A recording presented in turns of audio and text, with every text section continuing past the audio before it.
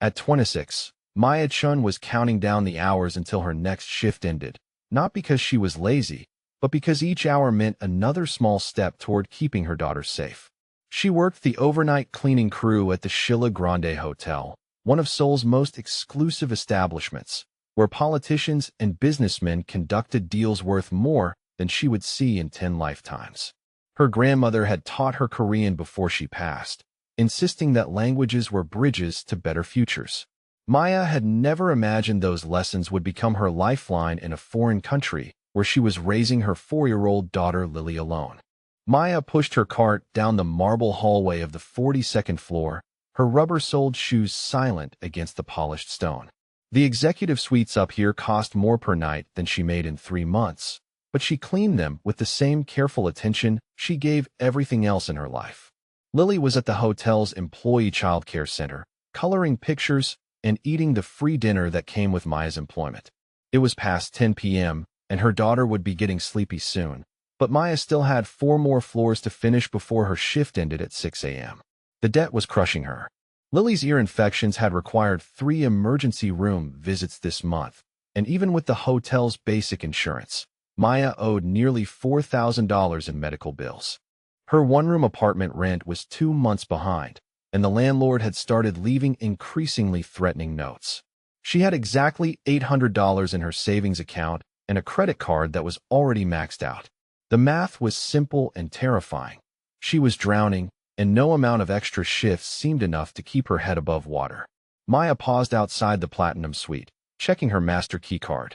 This was the hotel's most expensive accommodation, complete with a private dining room and conference area.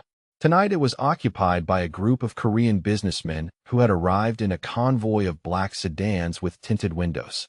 The hotel staff whispered about these particular guests, using careful, respectful tones that suggested these were not ordinary corporate executives. She knocked softly on the door, waited for permission that didn't come, then used her key to enter. The suite was dark except for the city lights streaming through the floor-to-ceiling windows. Maya had expected the room to be empty, but voices from the adjoining conference room made her freeze. She could hear at least 5 men speaking in rapid, urgent Korean. Maya's Korean was fluent thanks to her grandmother's insistence on maintaining their family's linguistic heritage, even though they lived in Atlanta. Her grandmother had been a war bride, meeting Maya's grandfather when he was stationed in Seoul in the 1960s. She had made sure Maya learned not just conversational Korean, but formal business language, cultural nuances, and even some of the more colorful street expressions. Now, as she quietly began dusting the outer room, Maya found herself understanding every word of the conversation happening behind the closed door. What she heard made her blood run cold. The men were hotel employees. The night manager, 2 bellhops, and someone from security.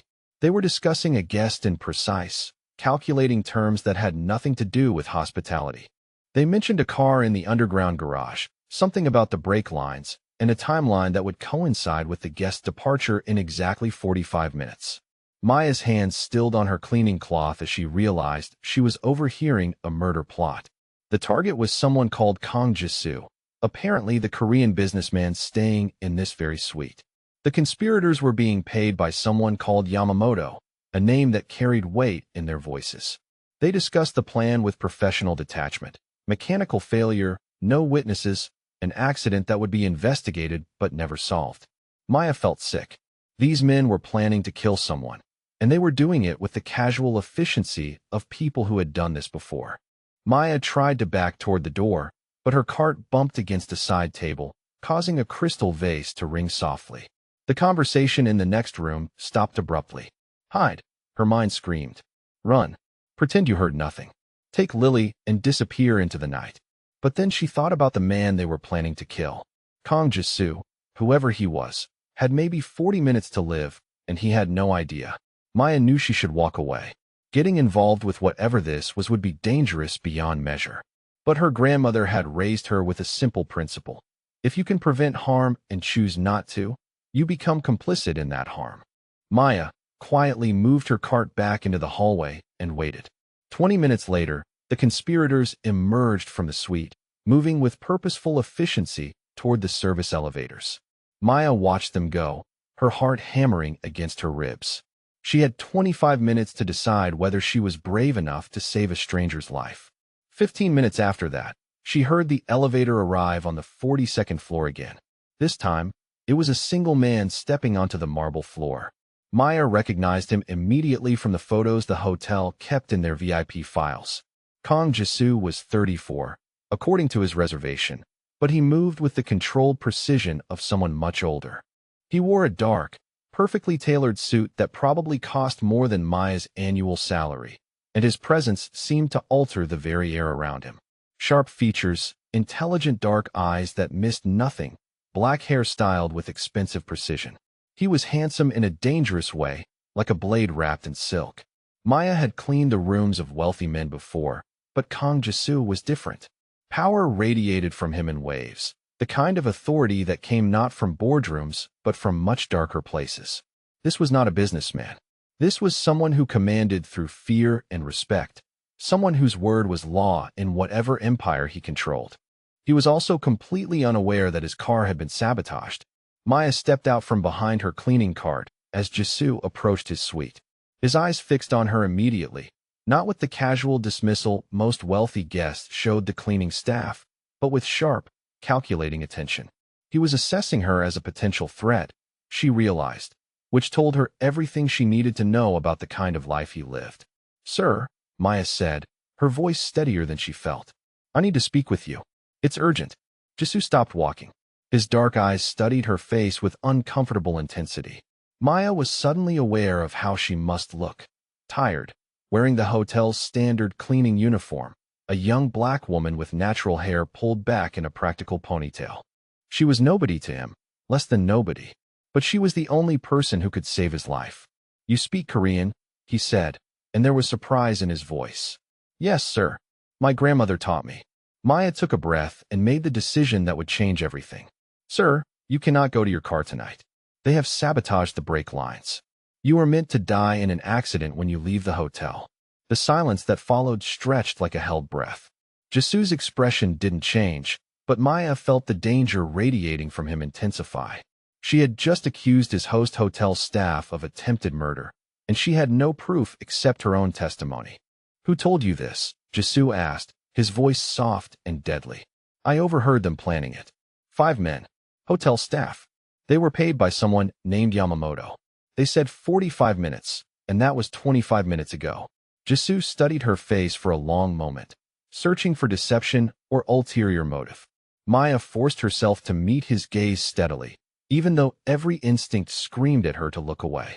This man was dangerous in ways she couldn't fully comprehend, but right now, he was also vulnerable in a way he didn't yet realize.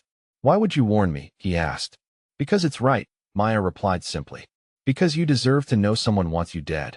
And because my grandmother taught me that languages are bridges, and bridges are meant to help people reach safety." Something shifted in Kang Jisoo's dark eyes, a flicker of surprise that suggested he was not accustomed to simple kindness from strangers. Or perhaps he was simply unused to meeting people who acted on principle rather than profit. He pulled out his phone and spoke rapidly to someone in Korean, giving orders that Maya only partially understood, but that clearly involved checking his vehicle immediately. The conversation was brief and efficient, the tone of a man accustomed to instant obedience. When he finished the call, Jisoo looked at Maya again. "What is your name?" he asked. "Maya Chun, sir. I work the overnight cleaning shift." "Maya Chun," Jisoo repeated, as though committing it to memory. "You may have saved my life tonight. That is not something I forget." There was weight in those words, promise and threat combined. Maya had the distinct impression that being remembered by Kang Jisoo could be either the best thing or the worst thing that had ever happened to her. His phone buzzed. He answered it, listened to a rapid report, and hung up. When he looked at Maya again, his expression had gone completely cold. "You were correct," he said quietly. The brake lines had been severed. Professional work, meant to cause failure at high speed. He paused, studying her face again. "The men responsible will be dealt with."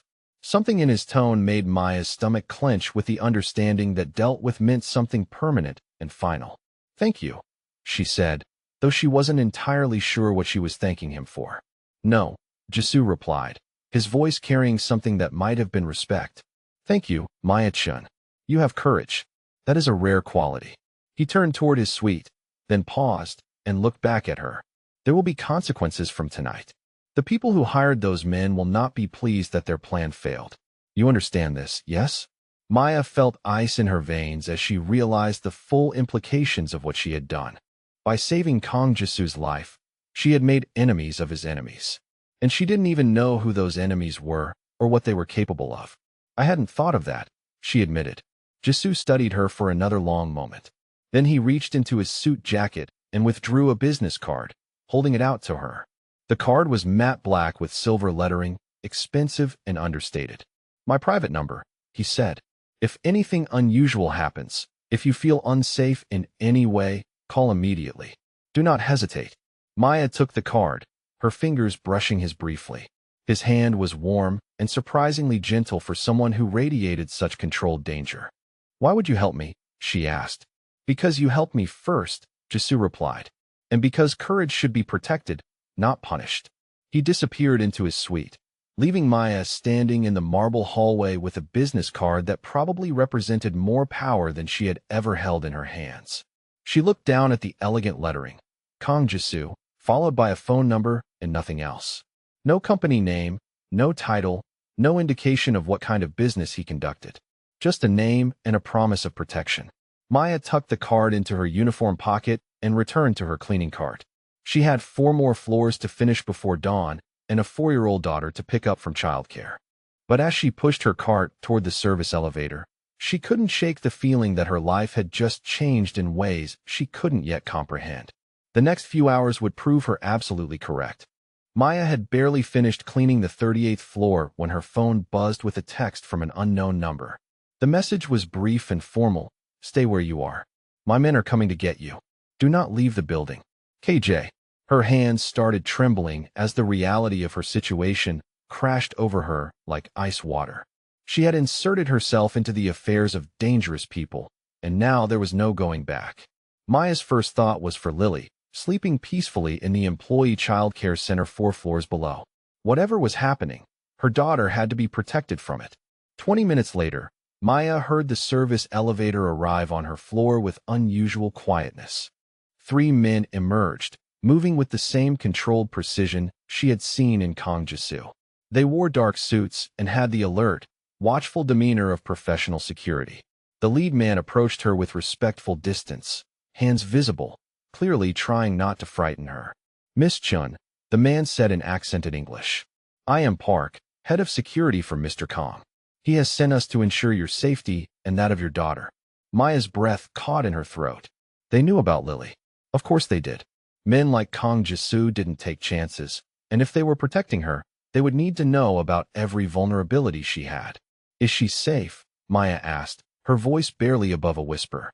She is being watched by one of our people, Park replied. A woman, very qualified with children. Your daughter is safe, Miss Chun, but we need to move both of you now. Maya felt the walls of her old life crashing down around her. 3 hours ago, she had been just another invisible worker struggling to make ends meet. Now she was under the protection of what was clearly a criminal organization, and her 4-year-old daughter was being guarded by strangers. What happened to the car? She asked, needing to know that her warning had been real. Park's expression darkened. Explosive device attached to the brake system. Professional work, designed to trigger during high-speed driving. You saved Mr. Kang's life tonight, Miss Chun. He does not forget debts of honor. Maya's legs felt weak. She had known the brake lines were cut, but a bomb was something else entirely. These people had planned not just to kill Kang Jisu, but to do it in a way that would eliminate any chance of survival. The scale of violence she had stumbled into was beyond anything she had imagined. The men who planted it, Maya started to ask, then stopped. She didn't want to know the answer. They are no longer a concern, Park said simply, and Maya understood that some problems had permanent solutions in Kang Jisu's world. Maya gathered her few personal belongings from her cleaning cart, hands shaking as she tried to process the magnitude of what was happening. She had warned a stranger about danger, and now she was being swept into a life she didn't understand by people whose methods terrified her. But Lily was involved now, and that changed everything. Her daughter's safety mattered more than Maya's fear or moral reservations. The ride down to the childcare center felt endless. Maya's mind raced with questions she was afraid to ask. How long would this protection last? What did Kang Jisoo expect in return for keeping them safe? What kind of life was she condemning her daughter to by accepting help from criminals? When the elevator doors opened on the childcare level, Maya saw another man in a dark suit standing near the entrance, speaking quietly with Mrs. Kim, the night supervisor. The man was clearly Korean, perhaps 40, with the same alert professionalism as Park's team. Next to him stood a woman Maya had never seen before, wearing civilian clothes but with the same watchful demeanor. Lily was awake, sitting at a small table with coloring books, completely unaware that her world had just shifted on its axis. When she saw Maya, her face lit up with the uncomplicated joy that only 4-year-olds possessed. "Mama," Lily called out, running toward her with little arms outstretched. Maya caught her daughter and held her tight, breathing in the familiar scent of children's shampoo and crayon wax. For a moment, she could pretend that everything was normal, that they would go home to their tiny apartment and continue their quiet, struggling life. "Miss Chun," the woman said, approaching with careful steps. "I am Dr. Sarah Min. I work with Mr. Kang's organization as a child specialist. Lily has been perfectly safe, and we have been having a lovely conversation about her drawings." Maya looked at the woman more closely. Dr. Min appeared to be Korean-American, perhaps in her 30s, with kind eyes and the patient demeanor of someone genuinely experienced with children. She was not what Maya had expected from Kang Jisoo's people, but then again, nothing about this night had met her expectations. "Where are we going?" Maya asked Park. "Somewhere secure while the situation is resolved," he replied. "Mr. Kang will explain everything when he arrives." "They will come to us," Maya realized with growing dread. Whatever enemies Kang Jisoo had made, they would now target anyone connected to him. By saving his life, she had painted a target on herself and her daughter. The parking garage was a different world from the hotel's elegant lobby. Maya had never seen so many expensive cars in one place, and the security presence was overwhelming. At least 6 men in dark suits were positioned throughout the area, and Maya counted 4 black sedans with engines running.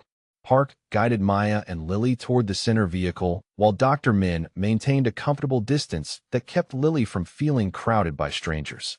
The car was luxurious beyond Maya's experience, with leather seats and tinted windows that made the interior feel like a protected cocoon.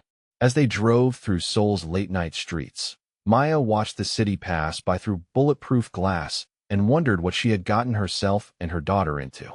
Lily had fallen asleep against her shoulder, small fingers clutching the sleeve of Maya's uniform, trusting completely in her mother's ability to keep her safe. The drive lasted 45 minutes, taking them through increasingly exclusive neighborhoods until they arrived at a compound that looked more like a fortress than a residence. High walls, electronic gates, security cameras, and guards who moved with military precision. This was where men like Kang Jisoo lived when they needed to be safe from enemies who planted bombs in cars. Maya carried Lily through gates that closed behind them with the finality of a prison door. The main house was enormous, a blend of traditional Korean architecture and modern security features that spoke of both wealth and danger. Even at 3 in the morning, the compound hummed with activity, people moving with purpose through what was clearly a fully operational headquarters. Park led them to a wing of the house that felt more residential than business-oriented. The rooms were beautifully appointed but clearly designed for guests who might need to stay under protection. Maya noticed that while the accommodations were luxurious, there were no windows facing the outside walls, and the single door could be monitored from a central security station. "This will be your temporary residence," Park explained as Maya settled Lily onto a child-sized bed that had clearly been prepared in advance. "Dr. Min has arranged appropriate clothing and supplies for both of you. Meals will be provided, and there is a secure play area for your daughter." "When will we see Mr. Kang?" Maya asked. "He will arrive within the hour," Park replied. "He wanted to ensure the immediate threats were neutralized before meeting with you." Maya sat on the edge of Lily's bed, watching her daughter sleep peacefully in surroundings that cost more per night than their apartment's monthly rent. Everything about this situation should have felt wrong. She was accepting shelter from criminals, allowing her daughter to be protected by people who solved problems through violence, compromising every principle she had tried to live by. But as she looked at Lily's peaceful face, Maya realized that principles were a luxury she could no longer afford. Her daughter was safe, fed, and sleeping in a real bed instead of the thin mattress they shared in their one-room apartment. Whatever moral compromises this arrangement required, Lily's well-being had to come first. Dr. Min knocked softly on the doorframe. "Miss Chun," she said quietly, "I know this is overwhelming. Would you like to talk about what happens next?" Maya nodded, following the doctor to a sitting area outside Lily's room. Dr. Min poured tea from a service that had been waiting for them, the small ritual somehow comforting in its normalcy. "Mr. Kang's enemies are powerful and persistent," Dr. Min explained gently. "By warning him tonight, you made yourself a target. They will want to eliminate you to send a message and to prevent you from providing any information about their network." Maya's hands shook as she lifted the teacup. "So we can never go home. Not to your old life, no? But Mr. Kong is not without resources, and he takes care of people who take care of him. What happens next depends on what arrangement you and he can reach." Maya stared into her tea, watching the steam rise like her old life disappearing into memory. She had saved a stranger's life out of simple human decency, and that single act of courage had destroyed everything she had built for herself and her daughter. But as she sat in the safety of Kong Jisu's fortress, surrounded by luxury she could never have imagined and protection she could never have afforded, Maya began to understand that sometimes destruction was just another word for transformation.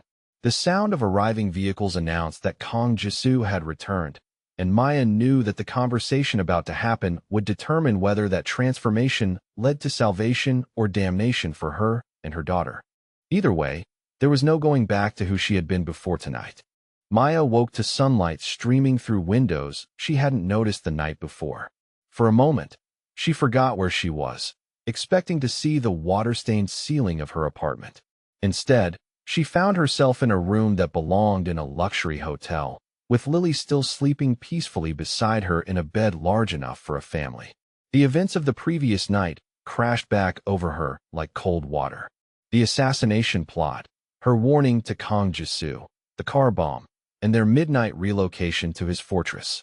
Maya looked at her daughter's peaceful face and wondered what kind of world she had brought them into. A soft knock interrupted her thoughts.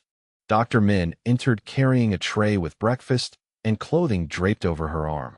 "Good morning, Miss Chun. I hope you both slept well. These are for you and Lily," Dr. Min said, indicating the clothes. "Mr. Kong would like to meet with you this morning to discuss your situation." Maya accepted the clothing, surprised to find that everything was in exactly the right sizes.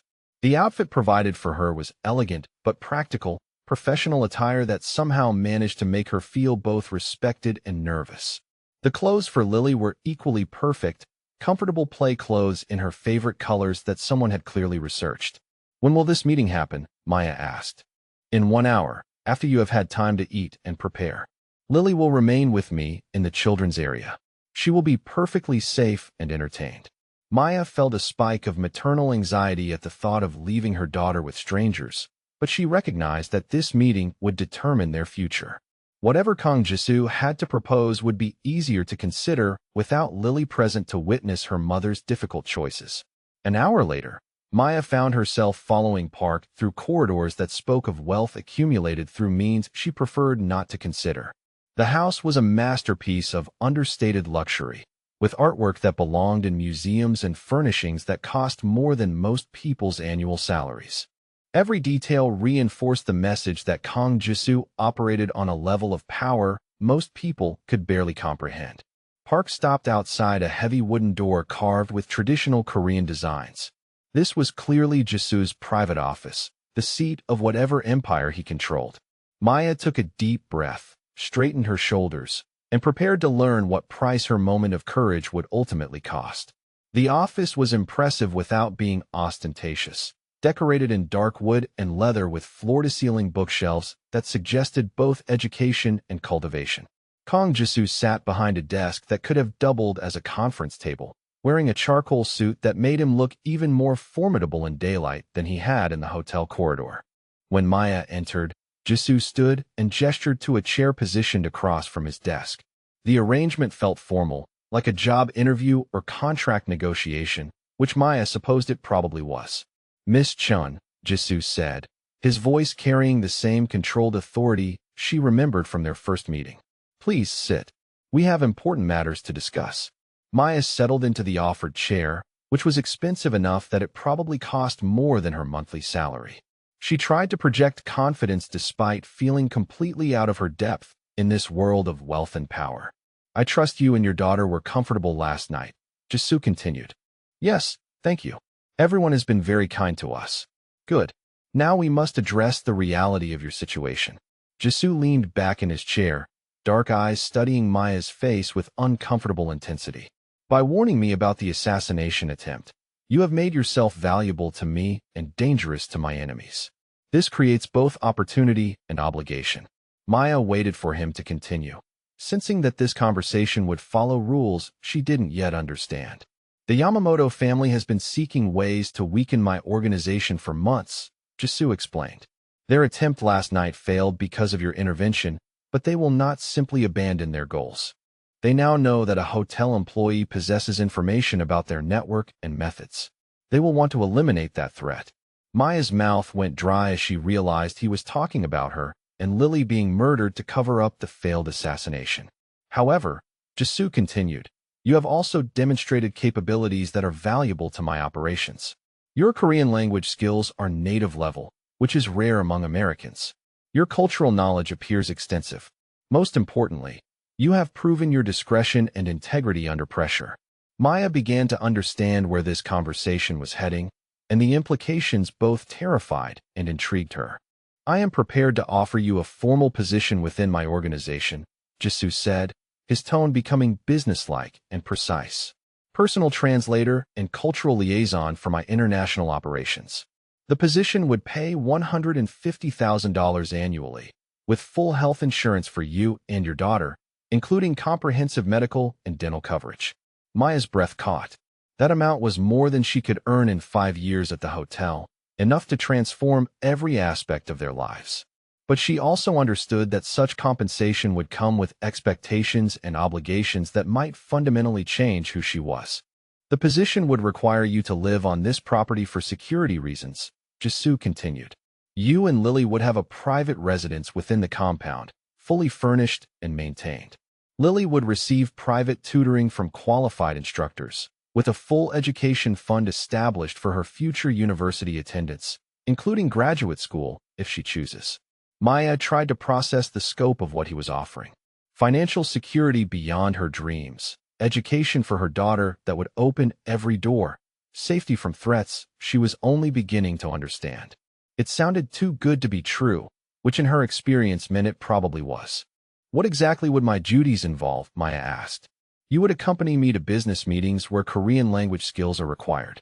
You would translate documents, facilitate communications with Korean partners, and provide cultural insight for international negotiations. You would be my voice and ears in situations where linguistic precision matters. Maya understood that business meetings in Jisoo's world might involve activities that fell far outside legal boundaries. She would be translating conversations about things that could send people to prison or worse. And in exchange for this generous offer, what would you expect from me? Maya asked. Absolute loyalty, Jisoo replied without hesitation. Complete discretion about everything you see and hear. Unwavering commitment to the security and success of my organization. You would be privy to sensitive information that could destroy lives if misused. I require people I can trust without question. Maya felt the weight of what he was asking. He wanted her to become part of his criminal enterprise, to compromise her values and integrity in exchange for financial security and protection. But he was also offering her daughter opportunities that would otherwise remain forever out of reach. What if I were to betray your trust? Maya asked quietly. Jisoo's expression didn't change, but something cold flickered in his dark eyes. That would be inadvisable, he said simply. I protect what is mine, Miss Chun, but I also eliminate threats to my organization. The choice to become part of my world is irrevocable. Maya understood the implicit threat. Once she accepted his offer, there would be no changing her mind, no returning to her old life. She would belong to Kang Jisoo's world completely, with all the benefits and dangers that entailed. How long do I have to decide? Maya asked. Today, Jisoo replied. The Yamamoto family will move quickly now that they know their plan failed. Every hour you remain unprotected increases the danger to you and your daughter. I need an answer by this evening. Maya stared at him, recognizing that this was not really a negotiation. The choice was simple: accept his protection and employment, or face his enemies alone with a 4-year-old child to protect. When framed that way, there was no real choice at all. But Maya needed to ask the question that mattered most to her. Will my daughter be safe in this world?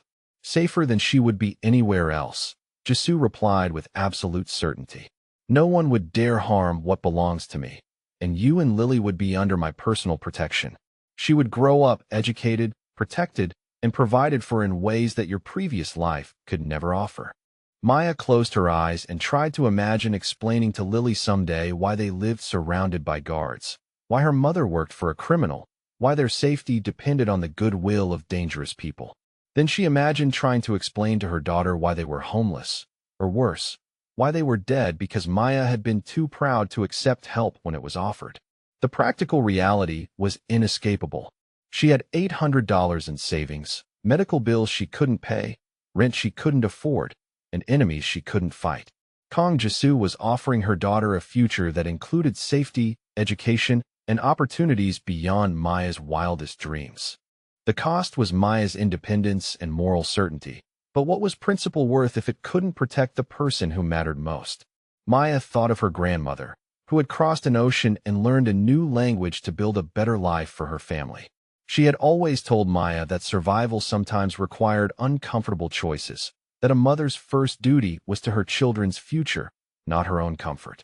I accept, Maya said, her voice steady despite the magnitude of what she was choosing.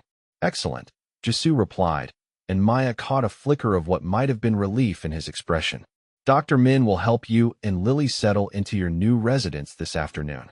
Your first assignment will begin next week, once you have had time to adjust to your new circumstances. Maya nodded, understanding that she had just changed the entire trajectory of her and her daughter's lives with 2 words. She was no longer Maya Chun, struggling single mother and hotel cleaner. She was now Maya Chun, translator and cultural liaison for one of Seoul's most powerful criminal organizations. Welcome to my organization, Miss Chun, Jisoo said, standing to indicate the meeting was concluded. I believe this arrangement will benefit us both. As Maya left his office, she wondered whether she had just saved her daughter's future or sold her soul. Perhaps, in Jisoo's world, those 2 things were not as different as she had always believed. But as she walked back to find Lily, Maya realized that for the first time in years, she was not afraid of how she would pay for her daughter's next meal, her next doctor's visit, or her next month's rent. That freedom alone was worth whatever moral compromises lay ahead. The old Maya Chun had died in a hotel corridor when she chose to warn a stranger about danger. This new version would have to learn how to live with the consequences of that choice, and how to thrive in a world where survival depended on the protection of a dangerous man who had just made her and her daughter invaluable to his empire. 3 months after Maya had accepted Kang Jisoo's proposition, she discovered that working for a criminal organization was surprisingly similar to working for any other international business, except that the stakes of mistranslation could be measured in lives rather than merely money. Maya had proven herself invaluable in ways she hadn't anticipated. Her grandmother's insistence on teaching formal Korean business language meant she could navigate the complex hierarchy and politeness levels that made or broke delicate negotiations. When Jisoo met with legitimate Korean business partners who didn't know the full scope of his operations, Maya's translations allowed him to maintain the facade of respectability that protected his empire. The work itself was intellectually challenging in ways her hotel job had never been. Maya found herself translating complex financial documents, facilitating negotiations over shipping routes and trade agreements, and serving as cultural interpreter when Korean traditions clashed with international business practices. Some meetings were entirely legitimate, involving Jisoo's legal real estate and shipping interests. Others carried undercurrents of meaning that Maya learned not to examine too closely. Lily had thrived in their new environment in ways that broke and healed Maya's heart simultaneously. Her daughter now had private tutors for mathematics and art, a playground that could have served a small school, and more toys and books than she had ever dreamed possible.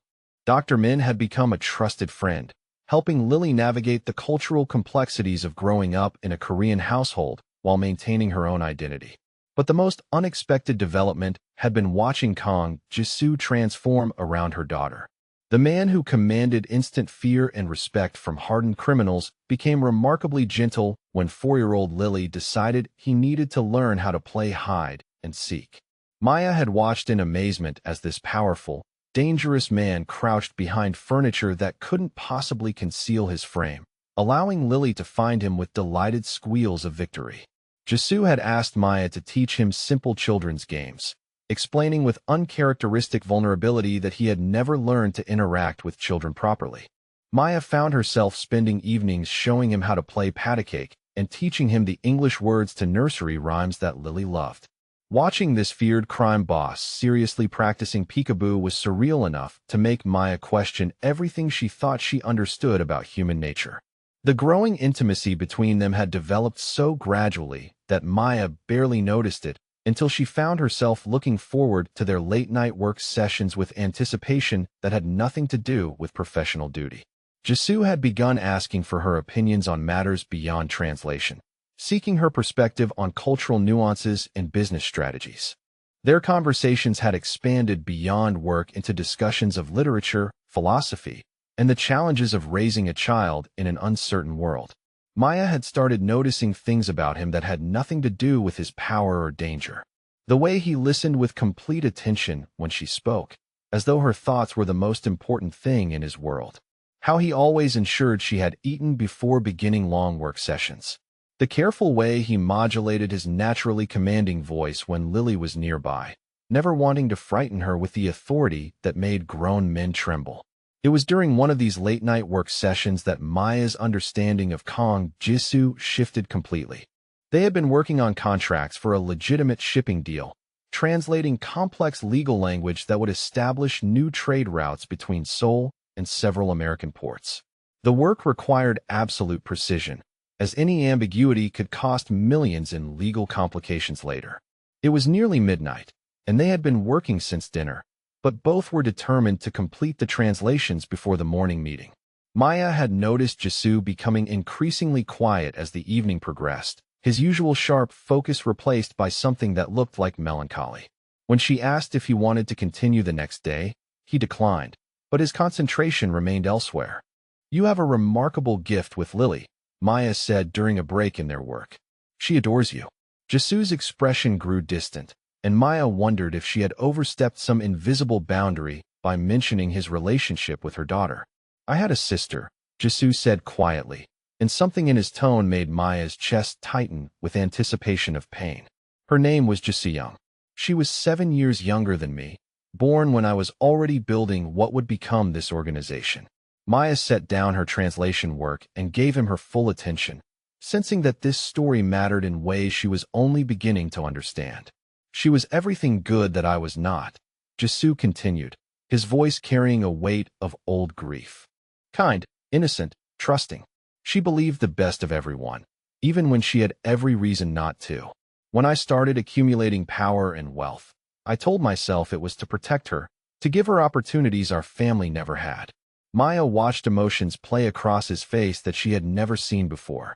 This was not the controlled, dangerous man who commanded an empire. This was someone carrying a burden of guilt that had shaped every decision he made since. "But building an empire requires focus, demands everything you have," Jisoo said. "I was so concerned with eliminating threats and expanding territory that I didn't pay attention to the threats closest to home." Jisoo started dating someone when she was 22. He seemed nice enough, polite, respectful when he met me. I approved because she was happy. Maya's heart began to sink as she anticipated where this story was leading. "I was too busy with expansion into new territories, too focused on a war with a rival family over shipping routes. For months, I barely saw my sister except at family dinners where she seemed quieter than usual, but I told myself she was growing up, becoming more serious about her relationship." Jisoo's hands clenched into fists on the desk, and Maya could see the effort it took for him to continue. "I didn't notice the bruises. Didn't see how she flinched when he touched her in public. didn't recognize that her quiet behavior was fear, not maturity. I was building this empire to protect her, and I was so focused on distant threats that I missed the one that was destroying her every day. Maya felt tears building behind her eyes as she realized the parallel between his sister's story and her own past situation with Marcus. The connection between them suddenly made terrible, beautiful sense.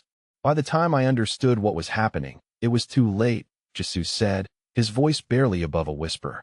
He had isolated her from her friends, made her believe she deserved his treatment, convinced her that leaving him would be dangerous for her family. When I finally learned the truth and moved to end the relationship, he killed her rather than give her up. The silence that followed was heavy with grief and guilt that had been carried for years. Maya understood now why Jesus had noticed her bruises that first night at the hotel, why he had responded so decisively to her situation. Her warning about the assassination plot had resonated not just because it saved his life, but because it reminded him of what happened when people didn't pay attention to threats they should have seen coming. I built this entire organization to protect one person, and I failed completely, Jesus said. Every day since then, I have wondered what good all this power does if I couldn't save the one person who mattered most. Maya reached across the desk and placed her hand over his clenched fist, feeling the tension in his muscles gradually ease under her touch. You're protecting people now, she said softly. You saved me and Lily. You've given us safety and opportunities we never could have achieved alone. Your sister would be proud of what you've built from her memory. Jesus looked up at Maya with something raw and vulnerable in his dark eyes. When I watch you with Lily, when I see how fierce you are about protecting her, I understand what I should have done for Giselle. You remind me that some people are worth any risk, any compromise, any sacrifice. Maya felt something shift between them in that moment, a recognition of shared understanding that went beyond employer and employee, beyond protector and protected. They were both people who had learned that love sometimes required dangerous choices, that protecting the people who mattered most might demand becoming someone you never thought you could be. The sound of Maya's phone buzzing broke the intimate moment. She glanced at the screen, expecting a message from Dr. Min about Lily, but the number was unknown. Maya, Jesus said, his voice sharp with sudden attention. Who has your personal number? Maya looked at the message, which was written in Korean. We know where you live. We know about your daughter. You have something that belongs to us. Her blood turned to ice as she handed the phone to Jesus. His expression went completely cold as he read the message, and Maya watched him transform back into the dangerous man who had built an empire through fear and precision. How long have you been receiving messages like this? He asked. This is the first one, Maya said, but even as she spoke, she realized it wasn't entirely true. There had been other things. Feeling watched during grocery trips with Dr. Min's strange calls that hung up when she answered. A sense of being followed that she had dismissed as paranoia adjusting to her new life. Jesus was already dialing numbers, issuing rapid orders in Korean that Maya understood were mobilizing his security apparatus. Whatever protection she and Lily had been living under was about to be dramatically increased. The Yamamoto family has been watching you for weeks, Jesus said after ending his calls. They have identified you as important to me, which makes you a target for leverage. This message is a prelude to action. Maya felt the security of the last 3 months crumble around her as she realized that their peaceful integration period was over. The enemies she had made by saving Jesu's life were finally making their move, and her daughter was in the crosshairs. What do they want? Maya asked, though she suspected she already knew. You, Jesu replied grimly. They want to use you and Lily as bargaining chips against me, but they have made a critical error in judgment. What's that? Maya asked. They assume I would negotiate for your release, Jesu said, his voice carrying deadly promise. They don't understand that people who threaten my family don't live long enough to regret their mistakes. Maya heard the possessive claim in those words, the way he had referred to her and Lily as his family, without hesitation or qualification. 3 months ago, such presumption would have frightened her. Now, with unknown enemies threatening her daughter, it felt like the most beautiful words she had ever heard. The war that Maya had inadvertently started by warning Jesu about the assassination plot was about to escalate, and this time, there would be no neutral ground for civilians to hide on. But as Maya looked at Kong Jesu's cold, determined expression, she realized she was no longer afraid. She had learned to trust this dangerous man with the most precious thing in her world, and he had proven worthy of that trust every day since. Whatever the Yamamoto family was planning, they were about to discover that threatening Kong Jisu's family was the last mistake they would ever make. The attack came on a Tuesday morning when Maya was reviewing contracts in Jisu's office and Lily was supposed to be safe in her tutoring session with Mrs. Park, her mathematics instructor. Maya had grown comfortable with their routine over the past weeks, trusting that the compound's security was absolute, that the high walls and armed guards made them untouchable. She was wrong. Maya's phone rang at exactly 10:15 a.m. The number was Mrs. Park's, but the voice that answered when Maya picked up was male, speaking accented Korean that made her blood freeze in recognition. "Miss Chun," the voice said with false politeness. "I believe you have been expecting our call." Maya's hand began trembling so violently she nearly dropped the phone. Jisu looked up from his own work, immediately alert to the change in her demeanor. "Where is my daughter?" Maya managed to say. "Safe, for now. But that status depends entirely on your cooperation and that of your employer. You have something we require, and we have something you cannot live without." Maya felt the world tilt around her as the full horror of the situation crashed over her. These people had taken her child. Lily, who was 4 years old and trusted everyone, who called the compound's guards uncle and thought the world was safe because Mama said so. "What do you want?" Maya whispered. "Kong Jisu's complete withdrawal from our territory. His shipping operations, his protection networks, his legitimate businesses, everything. In exchange, your daughter will be returned unharmed." Maya looked at Jisu, who had moved around the desk to stand beside her chair, his expression transitioning from concern to something cold and deadly as he understood what was happening. "You have 12 hours to consider our terms," the voice continued. "Any attempt to involve law enforcement or to track this call will result in immediate consequences for the child. We will contact you again at 10 p.m. for your answer." The line went dead, leaving Maya staring at her phone while her world collapsed around her. "They took Lily," she said, her voice breaking on her daughter's name. "They want you to give up everything for her." Jisu's expression went completely still, the kind of terrifying calm that preceded explosive violence. Maya had seen hints of this side of him before, but never directed at an immediate threat to her family. She was witnessing the emergence of the man who had built an empire through systematic destruction of his enemies. "When did you last speak with Mrs. Park?" Jisu asked, his voice deadly quiet. "This morning at 9, when I dropped Lily off for her session."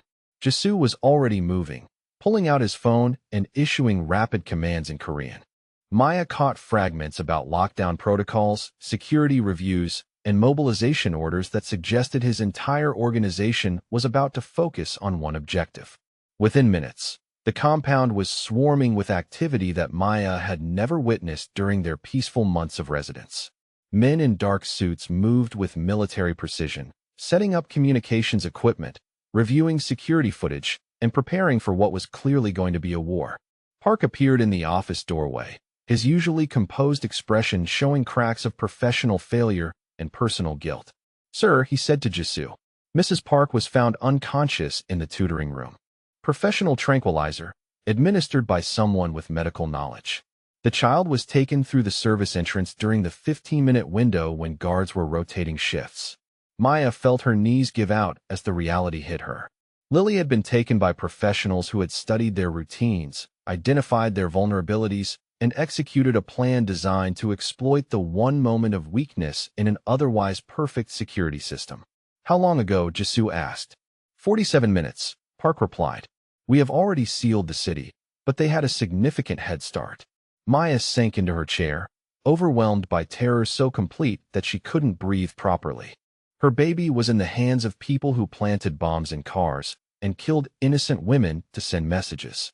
Lily didn't understand danger, wouldn't know to be afraid of strangers who smiled and offered candy. "They want you to abandon your territory," Maya said to Jisu. "Maybe you should consider it." Jisu turned to look at her, and Maya saw something in his dark eyes that was both terrifying and comforting. "No," he said simply. "But Lily's life is worth more to me than every territory, every business, every dollar I have ever earned." Jisu interrupted. "But giving them what they want will not save her, Maya. It will only prove that kidnapping my family is an effective strategy, and they will use it again and again until they own us completely. Maya wanted to argue, wanted to demand that he sacrifice everything for her daughter's safety, but she recognized the truth in what he was saying. These people would never stop as long as they believed Jisoo could be controlled through threats to his loved ones. So what do we do? She asked. We eliminate the threat permanently, Jisoo replied. The Yamamoto family has made the mistake of taking something that belongs to me. They will not survive that error. The next 8 hours passed in a blur of coordinated activity that Maya watched from the edges, feeling helpless and terrified, while Jisoo's organization mobilized around her family's crisis. She learned that his network extended far beyond what she had imagined, with contacts in police departments, government offices, and international intelligence services who owed him favors or simply feared him too much to refuse assistance. Maya also discovered that Kang Jisoo had resources she had never suspected. Within 2 hours, his people had identified the location where Lily was being held, mapped the building's security, and developed 3 different extraction strategies. Within 4 hours, they had identified every member of the Yamamoto operation in Seoul and marked them for elimination. By 6 p.m., they were ready to move. But Maya also understood that these operations carried risks that could cost her daughter's life if anything went wrong. What if they kill her when you attack? Maya asked Jisoo during a brief moment when they were alone in his office. They won't have time, he replied with absolute certainty. My people are the best at what they do, Maya. Lily will be safe. How can you be sure? Because she is mine to protect, and I do not fail twice, Jisoo said, his voice carrying the weight of his sister's memory and his determination to write a different ending this time. Maya looked at this dangerous man who had become the center of her world, recognizing that he was about to risk everything he had built to save her daughter. Not for strategic reasons or to maintain his reputation, but because somewhere in the past months, Lily had become as precious to him as she was to Maya. At 8 p.m., Jisoo's teams moved simultaneously on 7 different locations, systematically dismantling the Yamamoto family's Seoul operations with surgical precision. Maya waited in his office, watching security feeds that showed her daughter sleeping peacefully in a guarded room while armed men moved through the building around her. The operation took exactly 18 minutes from start to finish. Maya watched through security cameras as Jisoo's people eliminated every guard, secured every exit, and reached Lily's location without firing a shot in her presence. Her daughter never even woke up as she was lifted by gentle hands and carried to safety. When Lily was finally back in Maya's arms at 9:30 p.m., alive and unharmed and chattering about the strange nap she had taken, Maya felt something break open in her chest that she hadn't even realized had been clenched tight with fear. But it was the conversation she had with Jisoo later that night, after Lily had been checked by doctors and put to bed under tripled security. That changed everything between them. They sat in his office where they had shared so many late-night work sessions, but now the space felt charged with something entirely different. Maya had watched this man mobilize an empire to save her child, had seen him risk everything he had built for her family's safety. The Yamamoto family no longer exists, Jisoo said quietly.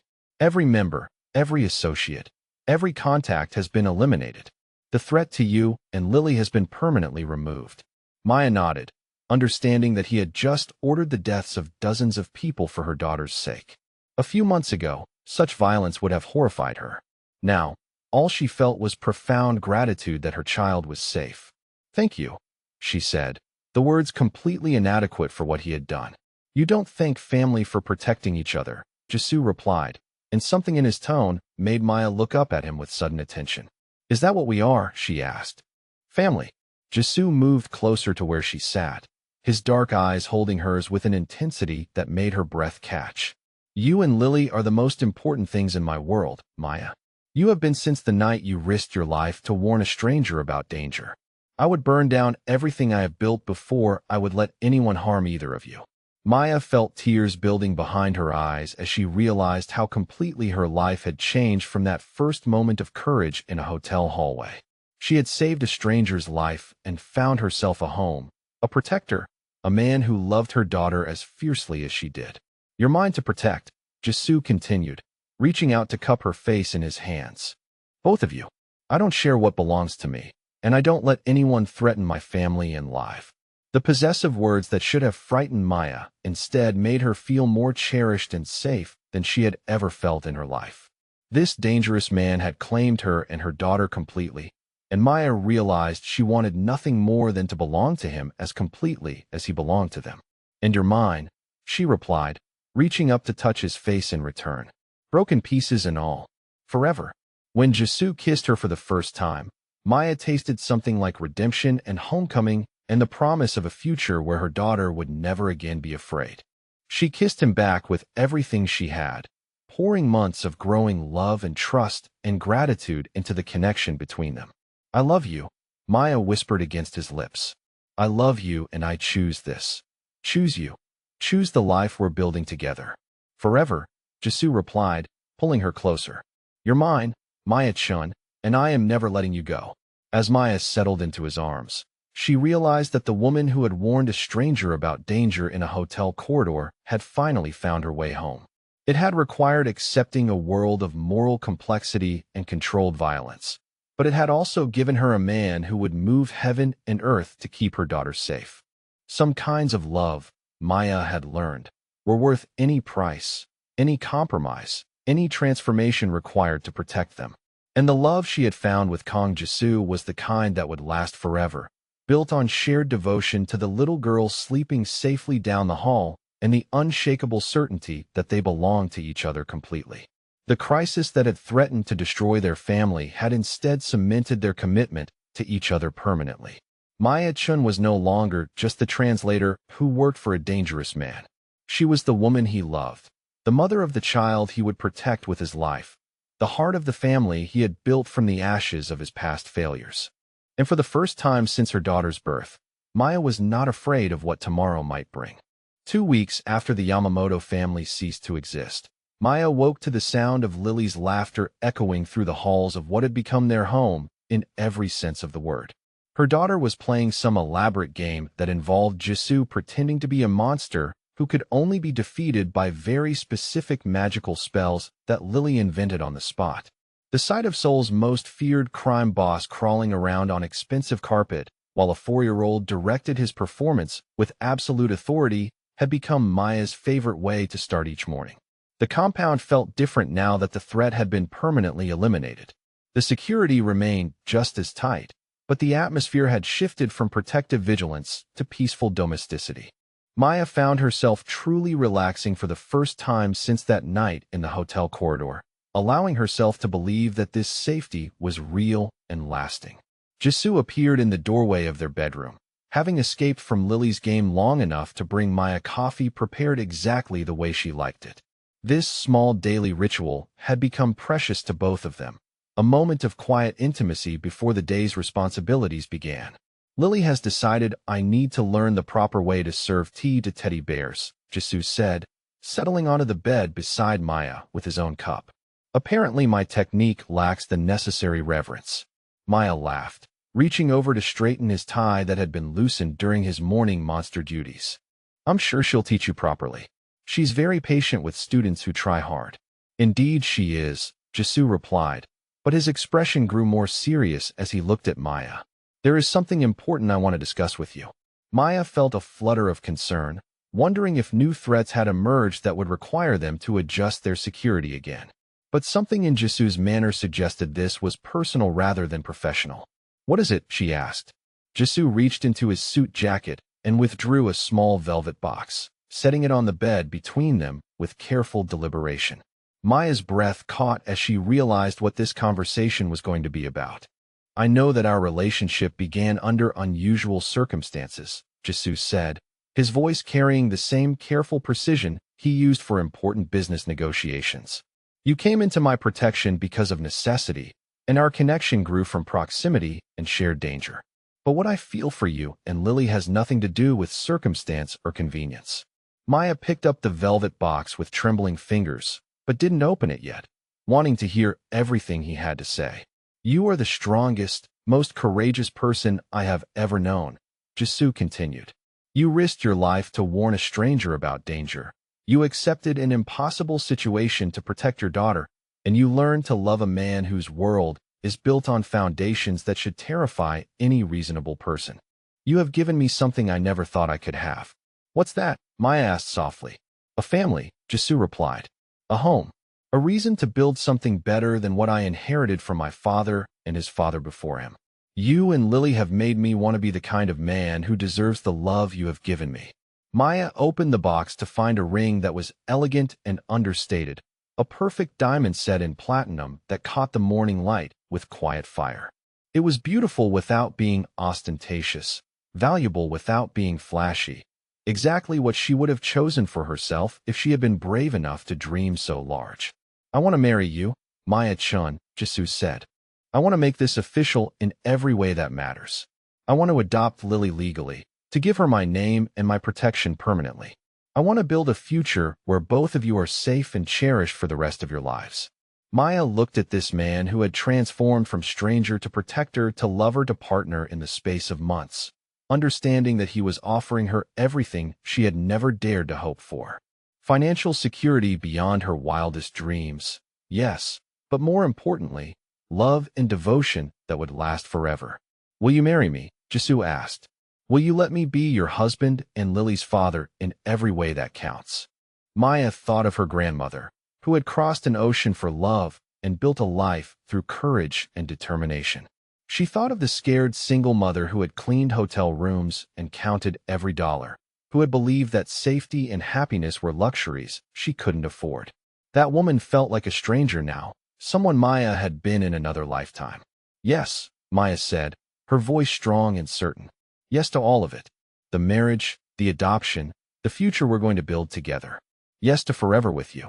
Jisoo slipped the ring onto her finger with hands that were perfectly steady, though Maya caught the flicker of relief and joy in his dark eyes. The ring fit perfectly, which didn't surprise her since Jisoo was the kind of man who left nothing to chance when it came to the people he loved. Papa Jisoo, Lily's voice called from the hallway. The bears need their breakfast, and I can't reach the special honey.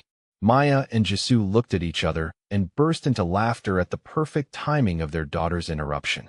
Some conversations, it seemed, were destined to be finished in the middle of domestic chaos.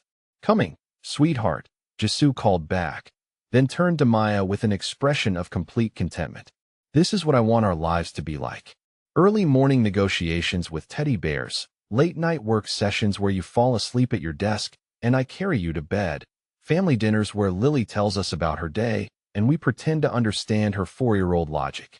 Maya reached up to cup his face in her hands, marveling at how completely this dangerous man had become hers. Perfect ordinary moments, she agreed. That sounds like the most beautiful life I can imagine. The wedding took place 6 weeks later in the compound's garden, transformed for the day into something out of a fairy tale with flowers that cost more than Maya used to make in a year. The guest list was small and carefully selected. Dr. Min, who had become like a sister to Maya, Park and his family, who had earned Jisoo's complete trust, a few of Jisoo's oldest associates who had proven their loyalty over decades. But the most important guest was Lily, who took her role as flower girl with the seriousness of a 4-year-old who understood she was participating in something magical. She had insisted on practicing her walk down the aisle for weeks, carrying a basket of rose petals with the same focused concentration she brought to her mathematics lessons. Maya wore a dress that made her feel like a queen, ivory silk that flowed like water and made her dark skin glow with happiness. When she walked down the aisle toward Jisoo, who looked devastating in a custom tuxedo that somehow made him appear both civilized and dangerous, she felt like she was walking toward her destiny rather than simply toward marriage.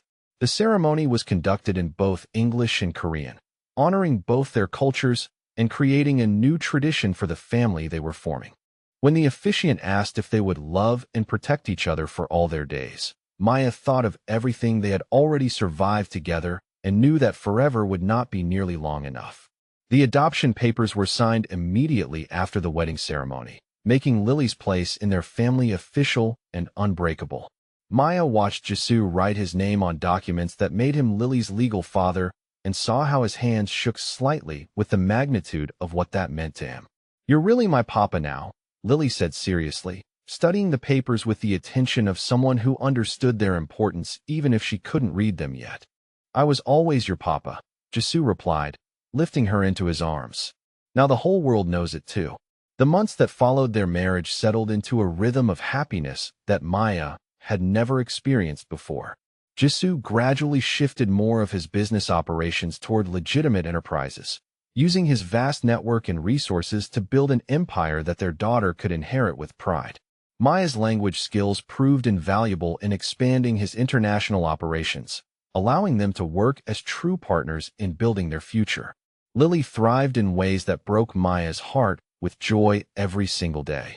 Her daughter was learning Korean from native speakers, studying advanced mathematics with private tutors, and developing the kind of confidence that came from knowing she was unconditionally loved and absolutely protected. When Lily started calling herself Lily Kong in her childish handwriting, Maya understood that their family was complete in every way that mattered. But it was the small moments that meant the most to Maya. Jisoo teaching Lily to play chess with the same patience he had once reserved for international negotiations. Family dinners where they argued about bedtime stories and whether vegetables were actually necessary for growing big and strong. Lazy Sunday mornings when they all piled into the big bed and Lily demanded that her parents explain why grown-ups needed so much coffee to function properly. 6 months after their wedding, Maya found herself standing in the same hotel corridor where she had first warned Jisoo about the assassination plot. They had returned to collect some personal items Maya had left in her former employee locker, and she wanted to see the place where her life had changed so completely.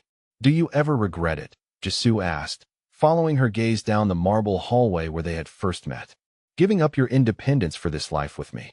Maya looked at her husband, this man who had built them a fortress of love and safety, who cherished their daughter as fiercely as she did, who had transformed from stranger to soulmate through shared courage and growing trust. "I was never independent before," Maya replied. "I was just poor and afraid and desperate." "You didn't take my independence, Jisoo. You gave me the freedom to become who I was always meant to be." "And who is that?" he asked, pulling her close. "Your wife," Maya said simply. "Lily's mother. Part of a family that's strong enough to survive anything, because we protect each other absolutely."